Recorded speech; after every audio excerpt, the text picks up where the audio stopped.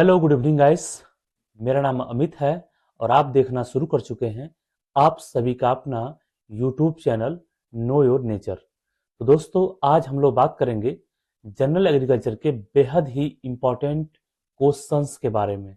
आइए देर ना करते हुए हम लोग स्टार्ट करते हैं जनरल एग्रीकल्चर के इम्पोर्टेंट क्वेश्चन। तो क्वेश्चन नंबर 1 है, विच Which cropping system increase biodiversity and reduce pest incidence?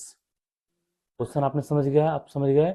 Which cropping system increase biodiversity, कहने का मतलब है ये ऑप्शन है और इन्हीं ऑप्शन में जो है कि पूछ रहा है कि इसमें से कौन सा क्रॉपिंग सिस्टम है जो बायोडाइवर्सिटी को बढ़ाता है और पेस्ट इंसिडेंस को रिड्यूस करता है। तो देखिए, ऑप्शन ए है मोनोक्रॉपिंग, ऑप्शन बी है रिले क्रॉपिंग, ऑप्शन सी है इंटेंसिव क्रॉपिंग और ऑप्शन डी है सोल क्रॉपिंग। तो दोस्तों, इसका सही जवाब क्या होगा? आप अपने दिमाग से सोचिए। सबसे पहला ऑप्शन है मोनोक्रॉपिंग। तो मोनोक्रॉपिंग में सभी को पता होगा कि सिंगल क्रॉपिंग होती है, एक ही क्रॉप बार बार लगाया जाता है, बार बार लगाया जाता है। दूसरा है इंटेंसिव क्रॉपिंग। इंटेंसिव क्रॉप में क्या होता है कि सघन फसलें लगाई जाती हैं, यानी ज्यादातर फसलें लगाई जाती हैं और ज्यादा खेती किया जाता है, बार बार खेती किया जाता है, उसको इंटेंसिव क्रॉपिंग बोलते हैं। इंटेंसिटी जहाँ ज्यादा होती है उसको इंटेंसिव क्रॉपिंग कहते हैं। उसके बाद सोल क्रॉपिंग। सोल क्रॉपिंग भी सिंगल क्रॉपिंग को ही बोलते हैं, तो सोल क्रॉपिंग भी इसका आंसर नहीं होगा। तो दोस्तों, इसका जो आंसर होगा वो सही जवाब होगा आपका रिले क्रॉपिंग, क्योंकि रिले क्रॉपिंग में बायोडाइवर्सिटी को बढ़ाने का सीन होता है और पेस्ट कंट्रोल का भी जो है कि ऑप्शन मिलता है। क्योंकि रिले क्रॉपिंग से क्या होता है कि हम कम से कम दो या दो से अधिक फसलों को एक साथ लेते हैं, बारी बारी लेते हैं, और ऐसा करने से जो पेस्ट और इंसेक्ट का जो अटैक होना होता है वो भी जो है कि टल जाता है, खतरा टल जाता है। कैसे टलता है? क्योंकि रिले क्रॉपिंग में क्रॉपें हमारी फिक्स नहीं होती हैं, क्रॉप्स हमारी ओवरलैप करती हैं एक दूसरे को, और जो पेस्ट और इंसेक्ट अपने अंडे बच्चे को देख करके फील्ड में चले गए होते हैं, वो जो है कि समूल नाश उनका हो जाता है। तो रिले क्रॉपिंग सिस्टम में बायोडाइवर्सिटी बढ़ती है और पेस्ट इंसिडेंस का जो है कि खतरा भी कम हो जाता है। ऑप्शन बी यहाँ पे बिल्कुल सही जवाब हो जाएगा, रिले क्रॉपिंग। चलिए अगले क्वेश्चन की तरफ आगे बढ़ते हैं। अगला क्वेश्चन है दोस्तों, CPE method is use for scheduling irrigation in which crop? तो कह रहा है कि सीपीई मेथड जो है कि इरिगेशन का किस क्रॉप के लिए यूज किया जाता है? Which crop CP method is use for scheduling irrigation in which crop? किस क्रॉप के लिए सीपी मेथड का यूज किया जाता है? तो सीपी का पूरा नाम होता है दोस्तों cumulative pan evapotranspiration. Cumulative pan evapotranspiration का जो मेथड है वो जो है कि किस क्रॉप में यूज किया जाता है? तो हमने कभी राइस में इसका मेथड का यूज नहीं सुना, ना ही आपने सुना होगा कभी व्हीट में, और ना ही जो है कि शुगर केन में होता है। ये जो मेथड यूज किया जाता है ये जो है कि ग्राउंड नट एरेकिस हाइपोजिया में होता है। ग्राउंड नट का बॉटनिकल नेम क्या है दोस्तों? एरेकिस हाइपोजिया। ठीक है, ग्राउंड नट का बॉटनिकल नेम क्या है? एरेकिस हाइपोजिया। ओके, एरेकिस हाइपोजिया में ये जो है कि मेथड देखने को मिलता है। चलिए अगले क्वेश्चन की तरफ आगे बढ़ेंगे। इसका ऑप्शन सी है ग्राउंड नट। तो ग्राउंड नट बिल्कुल सही जवाब है, जिसका बॉटनिकल नेम एरेकिस हाइपोजिया है। The term law of limiting factor was given by, most important question. चलिए कलर बदल देते हैं। लॉ ऑफ लिमिटिंग फैक्टर कौन दिया था? तो लॉ ऑफ लिमिटिंग फैक्टर जो है कि कौन दिया था, यही क्वेश्चन है दोस्तों। Law of limiting factor term किसके द्वारा दिया गया था? तो लॉ ऑफ लिमिटिंग फैक्टर जो है कि ना ही लिबिक के द्वारा दिया गया था, ना ही मिस्टर लिच के द्वारा दिया गया था, ना ही स्प्रेंगल साहब के द्वारा दिया गया था। ये जो मेथड दिया गया था वो जो है कि ब्लैक मैन के द्वारा दिया गया था दोस्तों। आपने, अगर आपको याद होगा तो लॉ ऑफ मिनिमम रिटर्न ये जो है कि लिबिक साहब के द्वारा दिया गया था। तो कई बार जो है कि लोग इसको लॉ ऑफ मिनिमम समझ करके ऑप्शन ए मार के चले आएंगे, इसलिए कंफ्यूज करने के लिए लिबिक का साहब का नाम सबसे पहले लिखा गया ऊपर। लेकिन इसका जो सही आंसर है वो है आपका ब्लैकमैन। ब्लैकमैन, जी बिल्कुल, ब्लैकमैन। ब्लैकमैन साहब ने law of limiting factor terms term दिया था, ठीक है, इस टर्म्स की खोज की थी। अब अगला क्वेश्चन है फादर ऑफ एग्रोनॉमी इज, तो फादर ऑफ एग्रोनॉमी मैक्सिमम लोगों को पता होगा, सबको पता होगा कि एग्रोनॉमी के पितामह कौन है। एग्रोनॉमी के पितामह दोस्तों कौन है? बोरलॉग साहब, गलत जवाब हो जाएगा। एल्बर्ट हावर्ड, गलत जवाब हो जाएगा। पीटर डेवरिश, ये भी गलत हो जाएगा। एग्रोनॉमी के पितामह बोले जाता है जेथरो टुल को। जेथरो टुल ने अपनी एक बुक लिखी थी जिसका नाम था हार्स होइंग हस्बेंड्री, और इन्होंने ही टिलेज का खोज किया था। तो जेथरो टुल को ही एग्रोनॉमी का पितामह जो है कि माना जाता है। आइए अगले क्वेश्चन की तरफ आगे बढ़ते हैं। Optimum seed rate for wheat per hectare is, seed rate पूछ लिया दोस्तों किसका? व्हीट का। किस व्हीट का? इरिगेटेड व्हीट का, यहाँ पे इरिगेशन संभव है। पर हेक्टेयर में इरिगेटेड व्हीट का सीड रेट पूछ रहा है दोस्तों। इरिगेटेड व्हीट का सीड रेट कितना होता है?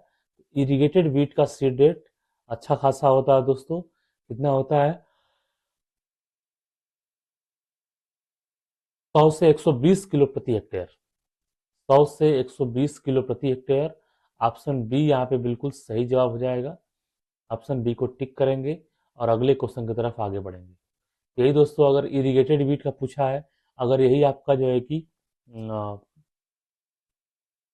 रेनफेड व्हीट का पूछेगा तो सीड रेट क्या हो जाएगा? सीड रेट बढ़ जाएगा। सीड रेट जो है कि 150 से लेकर के 180 केजी हो सकता है रेनफेड कंडीशन में, ठीक है। रेनफेड कंडीशन में हमेशा ध्यान रखिएगा सीड रेट बढ़ाया जाता है, ताकि क्योंकि रेनफेड में क्या होता है कि पानी की किल्लत होती है और पानी जो है कि रेन के ऊपर डिपेंड होता है किसान। तो rice is a crop of, rice पूछ रहा है कि राइस किस क्रॉप का है। तो दोस्तों राइस का बॉटनिकल नेम होता है ओराइजा सटाइवा, और राइस जो है कि ग्रेमिनी कुल का पौधा है। तो ग्रेमिनी कुल के मैक्सिमम पौधे जो है कि किस टाइप में आते हैं? मैक्सिमम पौधे जो है कि आपके C3 में आते हैं, ठीक है। तो राइस कौन सा पौधा है भैया? C3 साइकिल है, C3 प्लांट है राइस। राइस आपका C3 प्लांट है। राइस का जो फैमिली है वो ग्रेमिनी है, botanical name Oryza sativa, 2n is equal to 24। चलिए राइस के बारे में हम लोगों ने जाना। राइस जो है कि C3 प्लांट है, ठीक है। Which tillage operation breaks the hard pan? Good question. कह रहा है, क्वेश्चन कह रहा है कि विच टिलेज ऑपरेशन, कौन सा टिलेज ऑपरेशन जो है कि हार्ड पैन को तोड़ देता है? तो दोस्तों ये आपका सरफेस का सॉइल हो गया, ठीक है। और कभी कभी क्या होता है कि सरफेस सॉइल पे हैवी मशीनरी चलाने की वजह से हार्ड पैन बन जाता है नीचे की तरफ, और उसी हार्ड पैन को तोड़ने के लिए जो है कि एक काफी गहरी जुताई करनी पड़ती है जिसको डीप प्लाविंग बोलते हैं। तो डीप प्लाविंग का जो मेथड है उससे क्या होता है? हार्ड पैन टूट जाता है और पूरा का पूरा सॉइल जो है कि लूज हो जाता है। दोस्तों डीप प्लाविंग इसका जो है कि सही जवाब हो जाएगा। ऑप्शन बी बिल्कुल ही यहाँ पे राइट आंसर साबित होता है। यहाँ पे हैरोइंग, आपको पता है कि हैरोइंग जो है कि फसल के बीच में करते हैं लेबलिंग, लेबल करने के लिए। रोलिंग जो है कि रोल चलाते हैं ताकि लेवल हो जाए फील्ड। तो डीप प्लाविंग यहाँ पे सही जवाब हो जाएगा। ये जो है कि हार्ड पैन को तोड़ने का काम करता है। इसमें जो है कि हम लोग हैरो का यूज करते हैं, गहरे मिट्टी पलटने वाले हल का यूज करते हैं डीप प्लाविंग में, ठीक है, हैरो का नहीं। The recommended spacing of potato under irrigated condition, potato की स्पेसिंग पूछ लिया दोस्तों। क्वेश्चन देखिए, कहीं से भी क्वेश्चन पूछा जा सकता है। यहाँ पे पोटैटो यानी आलू, सोलेनम ट्यूब्रोसम, लाइकोपर्सिकॉन, सोलेनम, सोलेनम लाइकोपर्सिकॉन या सोलेनम ट्यूब्रोसम आलू का बॉटनिकल नेम, और सोलेनम ट्यूब्रोसम का जो है कि स्पेसिंग पूछ लिया, ठीक है। किस स्पेसिंग पे प्लांट टू प्लांट और रो टू रो जो है कि पोटैटो, रो टू रो और प्लांट टू प्लांट किस स्पेसिंग पे लगाया जाता है? तो दोस्तों इसका सही जवाब है 60x30। जो रो टू रो आलू होता है वो 60 पे किया जाता है, और जो प्लांट टू प्लांट स्पेसिंग होती है वो 30 होती है, ठीक है। आलू को जो है कि 30 सेंटीमीटर दूरी पे लगाते हुए चले जाते हैं लाइन से, और उसी लाइन के ऊपर जो है कि यहाँ की मिट्टी उठा करके यहाँ और यहाँ की मिट्टी उठा करके यहाँ ऐसे पलटते चले जाते हैं। तो आलू आलू का जो है कि रिड्ज और फरो मेथड से आलू की बुआई हो जाती है। दोस्तों आपने देखा ही होगा अपने गांव में। तो 60 बाई 30 सेंटीमीटर जो है कि इरिगेटेड कंडीशन में पोटैटो की स्पेसिंग रखी जाती है। चलिए आगे बढ़ते हैं। ढैंचा इज कॉमनली यूज फॉर। ढैंचा का कहाँ यूज किया जाता है दोस्तों? सनई और ढैंचा। ढैंचा का कॉमनली यूज क्या है, मेन यूज क्या है? ढैंचा तो वैसे तो रेशेदार फसल भी है, फाइबरस क्रॉप भी है, लेकिन मेनली यूज क्या है? देखिए यहाँ पे फाइबर ऑप्शन दिया हुआ है, लेकिन फाइबर यहाँ पे गलत हो जाएगा, क्योंकि ढैंचा का जो एग्रीकल्चर में मेनली यूज है वो है ग्रीन मैन्योरिंग में। सनई और ढैंचा जो है कि ग्रीन मैन्योरिंग में यूज किया जाता है। ग्रीन मैन्योर क्या होता है? हरी खाद। हरी खाद यानी कि खड़ी फसल में जो है कि खड़ी फसल को ही खेत में प्लाविंग कर दिया जाता है, खेत में जो है कि पानी लगा के जुताई कर दी जाती है, और वो जो है कि खेत का बायोमास बढ़ाता है, नाइट्रोजन बढ़ाता है। उसी को जो है कि ग्रीन मैन्योर बोलते हैं। और ढैंचा एक जो है कि उसमें से इम्पॉर्टेंट ग्रीन मैन्योर है। चलिए अगले क्वेश्चन की तरफ आगे बढ़ेंगे। The term transpiration ratio was coined by. फिर से टर्म से क्वेश्चन आ गया दोस्तों। पूछ रहा है कि ट्रांसपिरेशन रेशियो ये किस महापुरुष ने दिया था? ट्रांसपिरेशन रेशियो कौन दिया था? कौन था ऐसा जो ट्रांसपिरेशन रेशियो दे दिया था?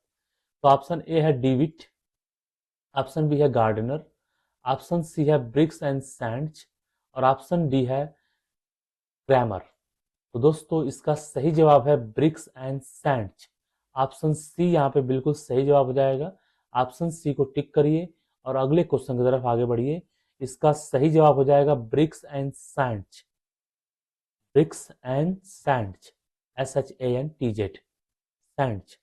ओके। तो टर्म ट्रांसपिरेशन रेशियो जो है कि ब्रिक्स और सैंड्स के द्वारा दिया गया था। Black soil is rich in, कह रहा है कि ब्लैक सॉइल काली मिट्टी किसमें रिच होती है? उसमें ज्यादातर क्या पाया जाता है? क्या काली सॉइल में ऑर्गेनिक कार्बन होता है ज्यादा? क्या नाइट्रोजन ज्यादा होता है? क्या फास्फोरस ज्यादा होता है? तो सही जवाब है कि नहीं, ये तीनों नहीं होते हैं। ब्लैक सॉइल में होता है calcium carbonate. Black soil are rich in calcium carbonate. अक्सर जो है कि स्टूडेंट यही गलती करेंगे, ब्लैक सॉइल काली मिट्टी, काली मिट्टी यानी कि ऑर्गेनिक मैटर ज्यादा। लोग यहाँ पे गलती करेंगे और ऑर्गेनिक मैटर को टिक करके आ जाएंगे और क्वेश्चन जो है कि गलत हो जाएगा। लेकिन ब्लैक सॉइल जो है कि कैल्शियम कार्बोनेट से CaCO3 से रिच होता है। CaCO3, कैल्शियम का कार्बोनेट। ठीक है। कैल्शियम कार्बोनेट जो है कि से रिच होता है ब्लैक ब्लैक सॉइल, कैल्शियम ज्यादा पाया जाता है। Nitrification inhibitors among the following, कह रहा है कि नाइट्रिफिकेशन इनहिबिटर्स। अब समझते हैं कि नाइट्रिफिकेशन क्या है। Nitrification it means conversion of ammonium into nitrate through nitrite, that is called nitrification. यानी कि अमोनियम का नाइट्रेट में कन्वर्ट होना नाइट्राइट से हो करके नाइट्रिफिकेशन कहलाता है। तो नाइट्रिफिकेशन को रोकने का काम कौन करता है? अब ये जरूरत कौन कर सकता है? नाइट्रिफिकेशन इतना बढ़िया एक्टिविटी जिससे अमोनियम नाइट्रेट में कन्वर्ट होता है, और इस अच्छे खासे एक्टिविटी को कौन रोक देता है? तो जो है कि ये रोकने की क्षमता किसमें होती है दोस्तों? ये रोकने की क्षमता होती है ऑयल में, और वो ऑयल है नीम ऑयल। नीम ऑयल अगर होगा तो नाइट्रिफिकेशन जो है कि रुकेगी। और अगर आपको याद होगा कि आजकल जो यूरिया आ रही है वो किसमें आ रही है? वो नीम कोटेड यूरिया आ रही है। पहले के ज़माने की जो यूरिया होती थी वो नीम लेपित यूरिया नहीं होती थी, लेकिन आजकल जो यूरिया आ रही है वो नीम लेपित यूरिया आ रही है। तो नीम लेपित यूरिया नीम ऑयल के अंदर जो है कि नीम ऑयल के अंदर अरेचिडोसिन, देखिए नीम का बॉटनिकल नेम होता है अजारडिरेक्टा इंडिका, और उसमें जो है कि एक कंपाउंड पाया जाता है जिसको अरेचिडिसिन बोलते हैं। अरेचिडिसिन बोलते हैं, उसके बॉटनिकल नेम से ही लिया गया है लगभग। तो उसी वही कंपाउंड ऐसा होता है, वो जो है कि अमोनियम के ऊपर कोटिंग कर लेता है, यूरिया के ऊपर NH2CO NH2 जो कि अमोनियम का एक फॉर्म है, उसके ऊपर कोटिंग कर लेता है और उसको जो है कि नाइट्रेट में कन्वर्ट होने से रोकता है। नाइट्रेट से कन्वर्ट होने से रोकता है कौन? नीम ऑयल। नीम ऑयल क्या करते हैं, अमोनियम जो यूरिया है, यूरिया के ऊपर कोटिंग कर दी जाती है, तो जिससे जो है कि यूरिया स्लो रिलीज होती है। आपने सुना होगा कि जो नीम कोटेड यूरिया है, उसका जो रिलीज होना होता है वो काफी स्लो रिलीज होती है, धीरे धीरे रिलीज होती है। और धीरे धीरे रिलीज होने की वजह से आ, वो जो है कि उसका लॉस नहीं होता है। तो नाइट्रिफिकेशन को रोकने वाला जो कंपाउंड है, उसका नाम है नीम ऑयल। याद रखिएगा, उसमें जो कंपाउंड का नाम है, नीम ऑयल के अंदर जो कंपाउंड पाया जाता है, उसको अरेचिडेसिन बोलते हैं। अरेचिडेसिन। नीम का बॉटनिकल नेम होता है अजाडिरेचिटा इंडिका। ठीक है, बाकी सारे आंसर गलत। Phosphorus is absorb by plant in the form of. Phosphorus कह रहा है कि किस फॉर्म में पौधे को एब्जॉर्ब होता है। तो दोस्तों, फास्फोरस ना ही P2O5 के फॉर्म में होता है एब्जॉर्ब, ना ही PO4 3- के फॉर्म में। फास्फोरस जो है कि ऑर्गेनिक फास्फोरस के फॉर्म में भी एब्जॉर्ब नहीं होता है। तो ऑप्शन ए यहाँ पे बिल्कुल सत्य आंसर है। H2PO4 2- या फिर H2PO4- के फॉर्म में फास्फोरस जो है कि पौधे को एब्जॉर्ब होता है। फास्फोरस पौधे को इन्हीं दोनों फॉर्म में एब्जॉर्ब होता है। ठीक है, चाहे वो स्लाइटली एसिडिक कंडीशन हो या फिर एसिडिक कंडीशन हो, इन्हीं दोनों फॉर्म में फास्फोरस पौधे को एब्जॉर्ब होता है। ठीक है, चलिए आगे बढ़ेंगे। अगला question, gypsum requirement is calculated for soil affected by. अब कह रहा है कि जिप्सम रिक्वायरमेंट किस सॉइल के लिए कैलकुलेट किया जाता है, किस सॉइल के अमेंडमेंट के लिए यूज किया जाता है। सबसे पहले जिप्सम का जो यूज करते हैं हम लोग, वो करते हैं सोडिक सॉइल को रिप्लेस करने के लिए, सोडिक सॉइल को रिक्लेम करने के लिए, यानी कि अल्कलाइन सॉइल को सही करने के लिए। तो अल्कलाइन सॉइल को ही क्या बोलते हैं हम लोग? सोडिक सॉइल भी बोलते हैं। अल्कलाइन सॉइल को ही हम लोग सोडिक सॉइल कह सकते हैं। ठीक है, alkaline soil also known as sodic soil. तो जिप्सम रिक्वायरमेंट का जो कैलकुलेशन किया जाता है, वो जो है कि सोडिसिटी में या अल्कलाइन सॉइल को रिक्लेम करने के लिए किया जाता है। जिप्सम रिक्वायरमेंट का एक फार्मूला होता है दोस्तों, जो कि पीएच के ऊपर डिपेंड करता है, जिसके अंदर पीएच रिक्वायर्ड पीएच डाला जाता है और करंट पीएच डाला जाता है फार्मूले के अंदर। और उसको कैलकुलेट करके कितना जिप्सम चाहिए पर्टिकुलर पीएच को डाउन करने के लिए, वो निकाला जाता है। ठीक है, तो वो जो है कि सोडिसिटी, सोडिक सॉइल में सोडिक सॉइल का पीएच जो है कि 8.5 से ऊपर होता है। तो सोडिक सॉइल के पीएच को डाउन करने के लिए जिप्सम की आवश्यकता होती है और जिप्सम रिक्वायरमेंट कैलकुलेशन किया जाता है। ठीक है, major constituents of FYM is. FYM का जो मेजर कंस्टिट्यूएंट्स है वो क्या है? एफआईएम में मेजरली क्या पाया जाता है? तो आपको पता ही है कि एफआईएम में एनपीके तो बड़ा ही कम पाया जाता है। नाइट्रोजन जो है कि 0.5% केवल। फास्फोरस जो है कि आपका 0.2%। और पोटेशियम भी आपका जो है कि 0.5%।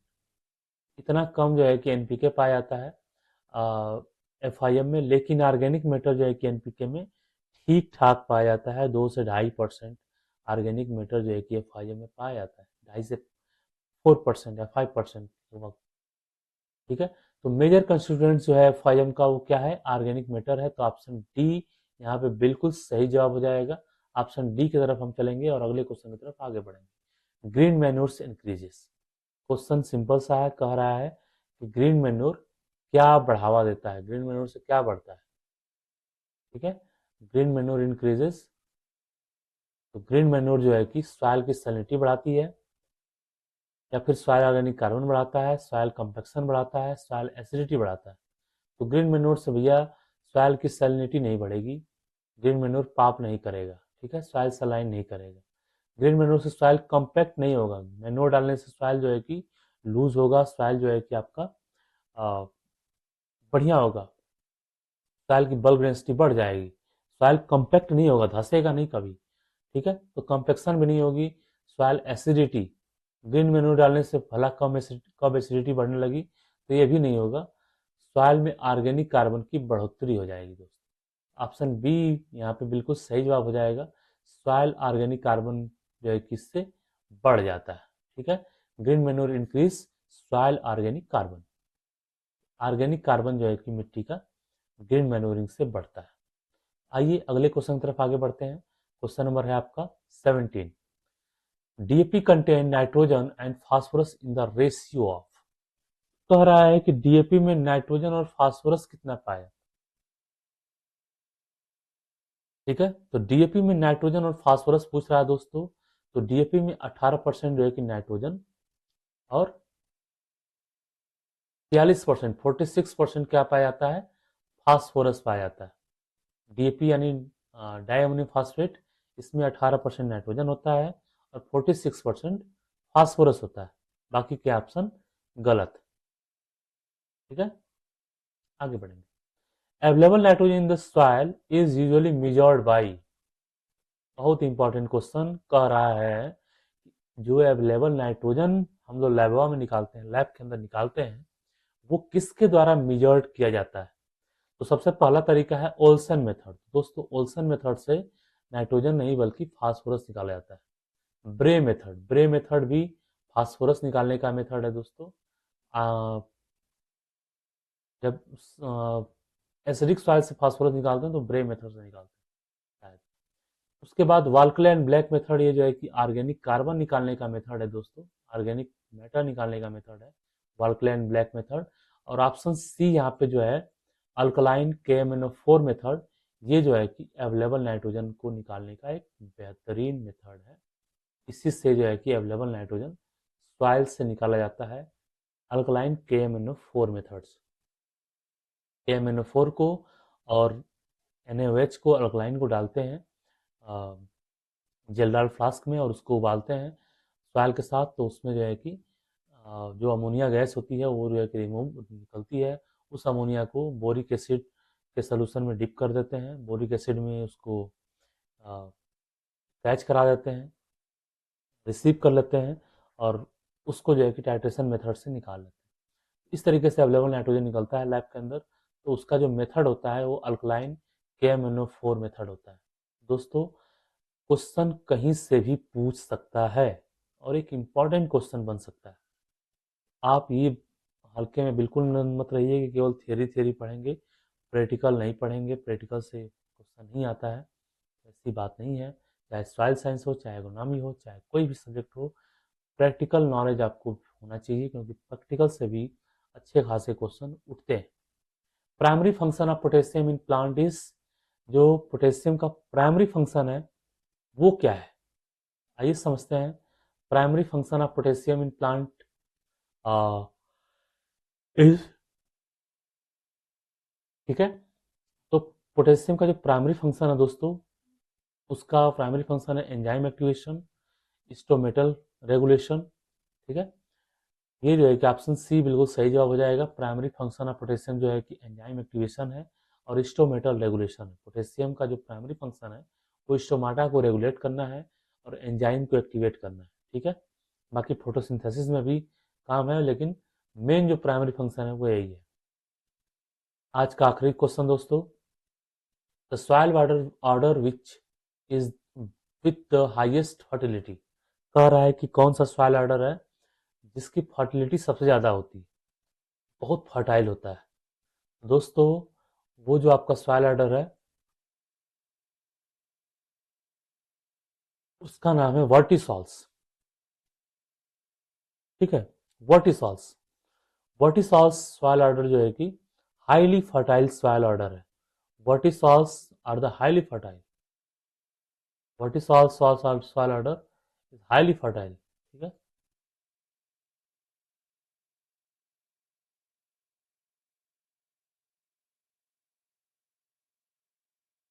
The soil order with the highest fertility is vertisols. Vertisols का अगर नाम समझे तो to vert, to turn into, to to vert it means to turn, ठीक है।